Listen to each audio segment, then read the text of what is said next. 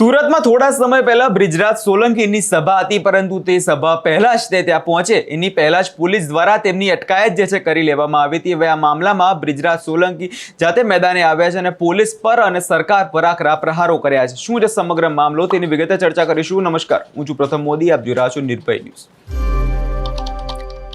ગુજરાતમાં પોલીસની કામગીરી પર અનેકવાર જે સવાલો ઉઠતા હોય છે અને હવે આ જ મામલામાં બ્રિજરાજ સોલંકી મેદાને આવ્યા છે, કેમ કે થોડા સમય પહેલા સુરતની અંદર આમ આદમી પાર્ટી દ્વારા એક કાર્યક્રમ હતો જેમાં જે છે 100થી વધુ લોકો જોડાવાના હતા, પરંતુ આ મામલે બ્રિજરાજ સોલંકી ત્યાં પહોંચે તેની પહેલા જ તેમની અટકાયત જે છે કરી લેવામાં આવી હતી।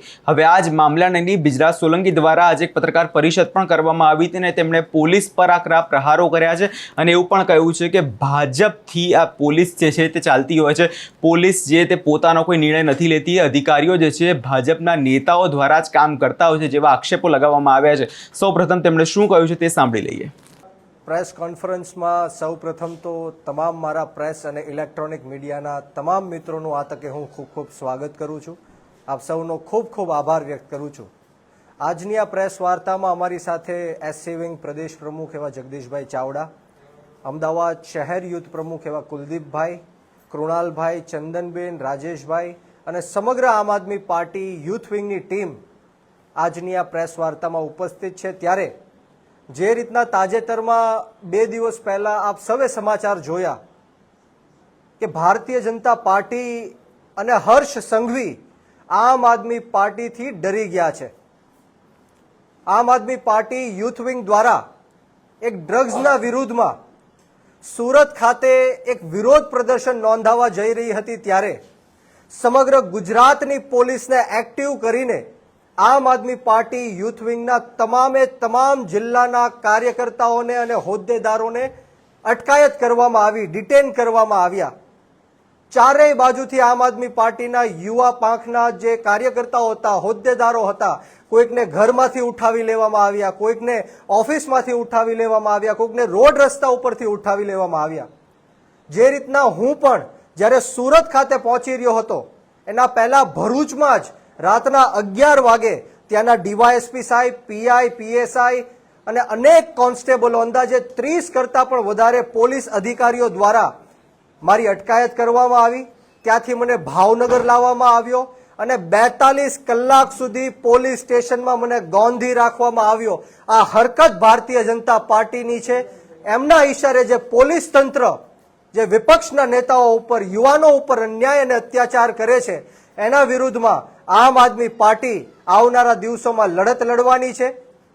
સાંજે જ અમારી એક ખૂબ બહોળી સંખ્યામાં સભા હતી, જેમાં સુરતમાં જ કોળી પટેલ સમાજના, ઠાકોર સમાજના શિક્ષકો, વકીલો આમ આદમી પાર્ટીમાં જોડાવાના હતા, મારા હસ્તે જોડાવાના હતા।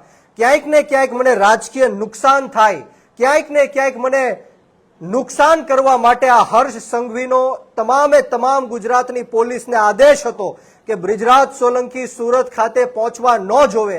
સોશિયલ મીડિયાના માધ્યમથી આપ સૌએ જોયું કે 20 કરતા પણ વધારે પોલીસની ગાડીઓ, 10 કરતા પણ વધારે ડબ્બાઓ અને 500 કરતા પણ વધારે પોલીસ ખડકીને એક ડરનો માહોલ ઉભો કરવામાં આવ્યો હતો કે આમ આદમી પાર્ટીના યુવાનો ક્યારેય ફરીવાર આવી હરકત ના કરે।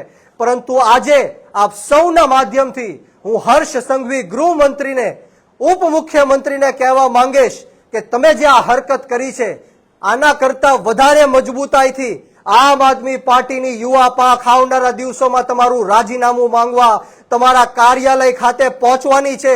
જો તમે એમ સમજતા હોય કે યુવાનોને જેલમાં નાખીને અમે બહુ મોટું કામ કર્યું, ત્યારે મારે ગુજરાતની જનતાને આ સવાલ પૂછવો છે કે ગુજરાતની અંદર ડ્રગ્સ માફિયાઓને પકડવાની બદલે જે લોકો ડ્રગ્સના વિરુદ્ધમાં આંદોલન કરે છે એને પકડવાનું કામ આ ભારતીય જનતા પાર્ટી અને હર્ષ સંઘવી કરે છે। ત્યારે અવારનવાર હર્ષ સંઘવી એવું કહે છે કે કાયદામાં રહેશો તો ફાયદામાં રહેશો, કાયદાનું કામ કરશે, કોઈ પણ ચમરબંધીઓને છોડવામાં નહીં આવે।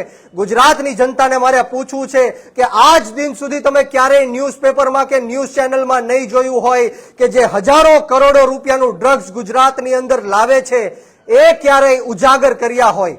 હજારો કરોડ રૂપિયાનું ડ્રગ્સ પકડાય છે, પરંતુ એને કોણ ગુજરાતમાં લાવે છે એ ક્યારેય પકડવામાં નથી આવતું. એ કોને વેચવાના છે ક્યારેય પકડવામાં નથી આવતું. મુન્દ્રા પોર્ટ હોય, કંડલા પોર્ટ હોય, પોરબંદર પોર્ટ હોય, ગાંધીધામ પોર્ટ હોય, પીપાવાવ પોર્ટ હોય, ગુજરાત ડ્રગ્સ માટે એક એન્ટ્રી પોઈન્ટ બની ગયું છે. સમગ્ર ભારત દેશની અંદર જેટલા પણ ડ્રગ્સ માફિયાઓ છે એને ગુજરાત સ્વર્ગ સમાન લાગે છે. અંદાજિત એક વર્ષની અંદર 1 લાખ કરોડ રૂપિયાનું ડ્રગ્સ અને નશીલા પદાર્થોનું વેચાણ આ ગુજરાતની અંદર થાય છે. ત્યારે યુવાનો દિવસે ને દિવસે આ ડ્રગ્સના કારણે આત્મહત્યા તરફ પ્રેરિત થાય છે, ખૂન ખરાબા તરફ પ્રેરિત થાય છે, રેપના બનાવો બને છે, એક્સિડન્ટના બનાવો બને છે. આનું માત્ર ને માત્ર જો કોઈ જવાબદાર હોય તો એ હર્ષ સંઘવી અને ભારતીય જનતા પાર્ટી છે.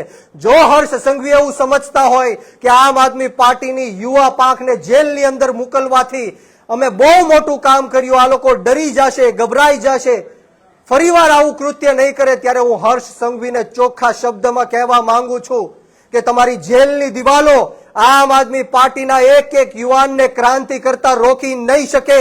તમારી જેલની દિવાલોના લોખંડના સળિયા આમ આદમી પાર્ટીને સત્તામાં આવતા રોકી નહીં શકે. તમારા પોલીસના દંડા કે પોલીસની ગોળીઓ અમારી જેવા યુવાનોને આગળ આવતા રોકી નહીં શકે. અમે ગુજરાતના યુવાનો માટે છેલ્લા શ્વાસ સુધી લડી લેવાના મૂડમાં છીએ.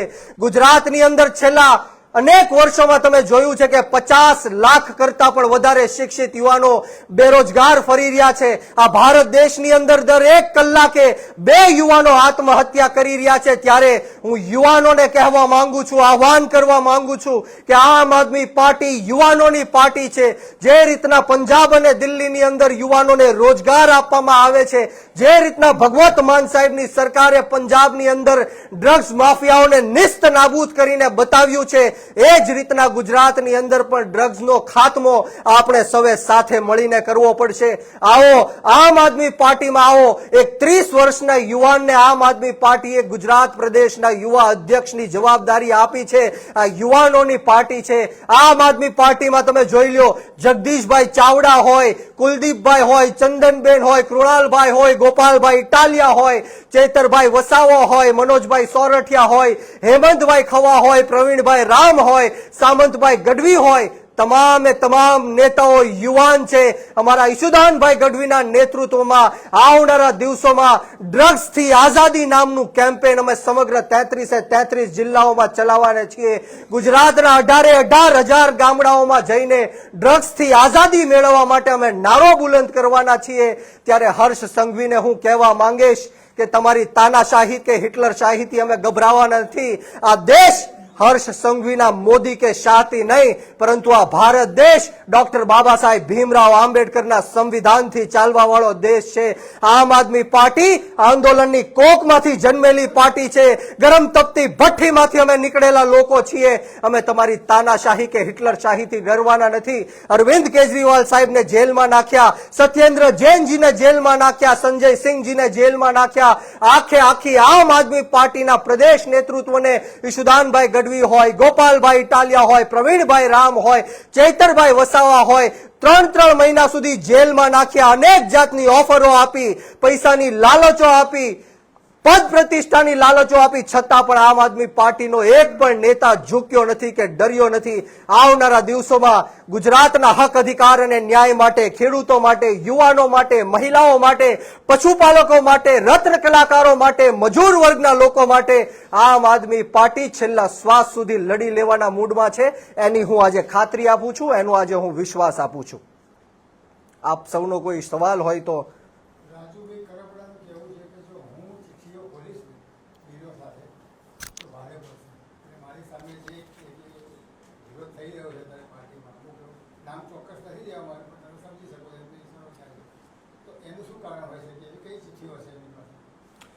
છેલ્લા અનેક વર્ષોમાં આપણે ગુજરાત નહીં પરંતુ સમગ્ર ભારત દેશમાં જોયું છે કે ભારતીય જનતા પાર્ટી શામ દામ દંડની નીતિ અપનાવે છે.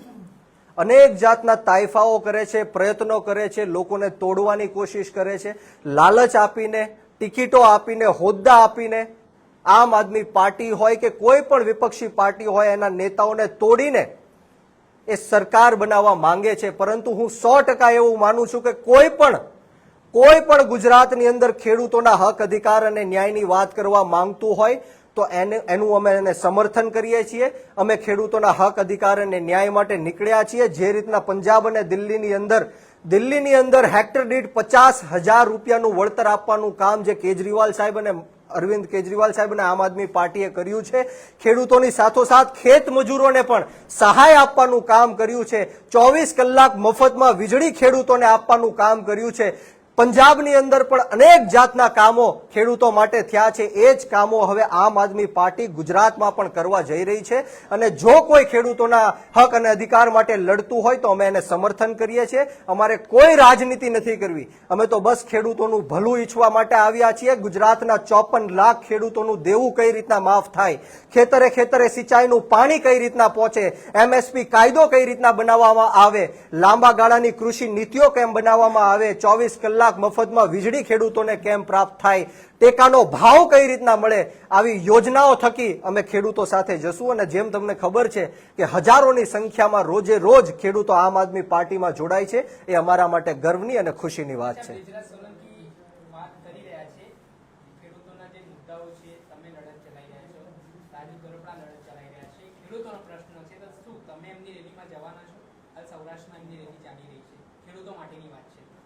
અત્યારે હાલ જે રીતના રાજુભાઈ પોતાની રેલીઓ કરી રહ્યા છે એ બિન રાજકીય રેલી છે. હું એક પાર્ટીનો જવાબદાર વ્યક્તિ છું અને જે રીતના આમ આદમી પાર્ટી ખેડૂતોના હક અધિકાર અને ન્યાય માટે વાત કરે છે, અમારા સાગરભાઈ રબારી હોય, ઈશુદાનભાઈ ગઢવી હોય, જે છેલ્લા અનેક વર્ષોથી ખેડૂતોના હક અધિકાર અને ન્યાયની વાત કરે છે. ને આમ આદમી પાર્ટી માત્ર એક એવી પાર્ટી છે જે અત્યારે હાલમાં ખેડૂતોની વાત કરે છે. જે રીતના તમે જોયું કે ખેડૂતોએ સુદામડા ખાતે વિશ્વાસ દેખાડ્યો, ખાતરી દેખાડી કે આવનારી જે જિલ્લા પંચાયત અને તાલુકા પંચાયતની ચૂંટણીઓ આવે છે, વિધાનસભાની ચૂંટણીઓ આવે છે, એમાં ખેડૂતો ભારે બહુમતીથી આમ આદમી પાર્ટીને સરકારમાં લાવશે અને જે કામો દિલ્હી અને પંજાબની અંદર થયા છે એ ગુજરાતમાં પણ આમ આદમી પાર્ટી કરશે.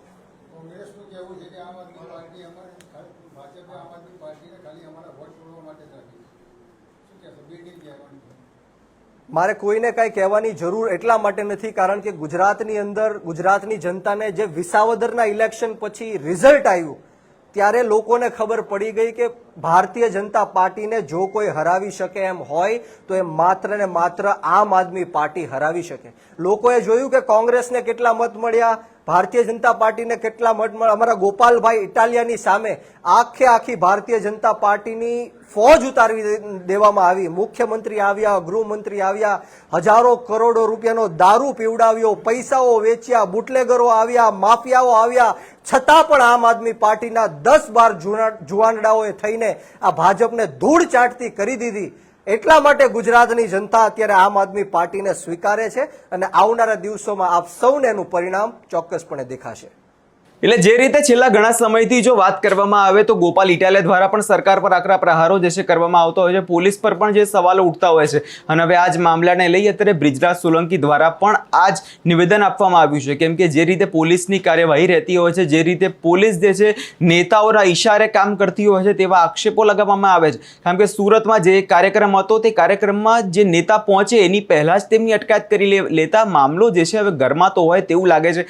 કેમ કે અનેકવાર જે છે આપણે નેતાઓને સાંભળે છે, વિપક્ષના નેતાઓને સાંભળે છે કે પોલીસ જે છે તે ભાડા પર જે છે કામ કરતી હોય તેવું લાગે છે. કેમ કે જે રીતે નેતાઓના કહેવા પ્રમાણે પોલીસ જે છે વિપક્ષને અટકાયત કરી લેતી હોય છે, વિપક્ષના નેતાઓની અટકાયત થતી હોય છે. એટલે જે રીતે આ મામલો હવે ગરમાતો હોય તેવું લાગે છે. આ વિષયમાં તમારો શું અભિપ્રાય છે અમને કમેન્ટ કરી ચોક્કસથી જણાવજો અને અમારી ચેનલ નિર્ભય ન્યૂઝને લાઇક, શેર અને સબસ્ક્રાઇબ કરવાનું ભૂલશો નહીં.